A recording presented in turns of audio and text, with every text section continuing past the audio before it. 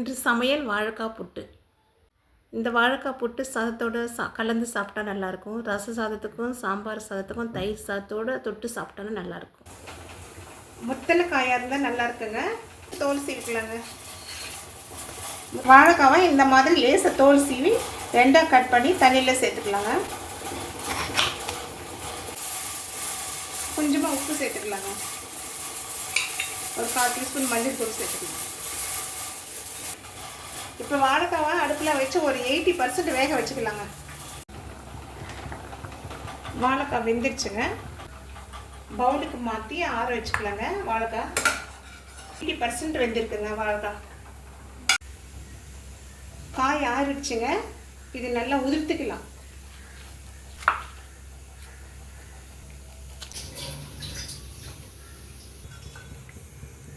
மூணு table spoon எண்ணெயை சேர்த்துக்கலாங்க. இந்த வாழைக்காவுக்கு எண்ணெய் கொஞ்சம் கூட இருந்தால் நல்லாயிருக்கும். எண்ணெய் சூடாகிடுச்சு. 1/4 டீஸ்பூன் கடுகு சேர்த்துக்கலாம். கடுகு பொரிஞ்சிடுச்சு. இப்போ 1/2 ஸ்பூன் சோம்பு சேர்த்துக்கலாம். சோம்பு கொஞ்சம் பொரிஞ்சவுடன் 1 ஸ்பூன் உளுத்தம்பருப்பு, 1 ஸ்பூன் கடலைப்பருப்பு சேர்த்துக்கலாம். தாளிப்பு கொஞ்சம் வறுபடணும். கொஞ்சம் கருவேப்பிலை போதும். ஒரு பெரிய வெங்காயம் இந்த மாதிரி சின்னதாக கட் பண்ணி சேர்த்துக்கலாம். வெங்காயம் பாதி அளவு வதங்கணுங்க. வெங்காயம் வதங்கிடுச்சுங்க. ஒரு 1/4 இன்ச்சு இஞ்சி நைஸாக துருவி வச்சுருக்கேன். 2 பச்சை மிளகாய் நைஸாக கட் பண்ணி வச்சுருக்கிறேன். பூண்டு பல் ஒரு 6 பல் நைஸாக கட் பண்ணி வச்சுருக்கேன். நல்லா சேர்த்துக்கலாம். பூண்டு, இஞ்சி, பச்சை மிளகாய் பச்சை வாசனை போகிற வரைக்கும் ஒரு 2 நிமிஷம் மீடியம் ஃப்ளேமில் வதக்கிக்கலாம்.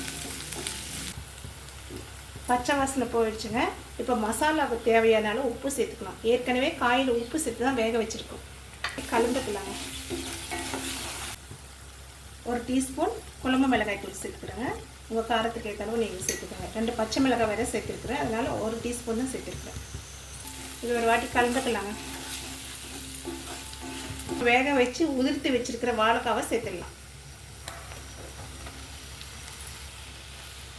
இப்போ கலந்துக்கலாங்க. மீடியம் ஃப்ளேமில் 8லேருந்து ஒரு 10 நிமிஷம் வதக்கிட்டு ஸ்டவ் ஆஃப் பண்ணிடலாம். இடையில கலந்து விட்டுக்கலாங்க, இல்லைன்னா அடி பிடிச்சிட்டோம். அந்த காய் வெந்துடுச்சு. ஸ்டவ் ஆஃப் பண்ணிடலாம். ஒரு வாட்டி ட்ரை பண்ணி பாருங்கள்.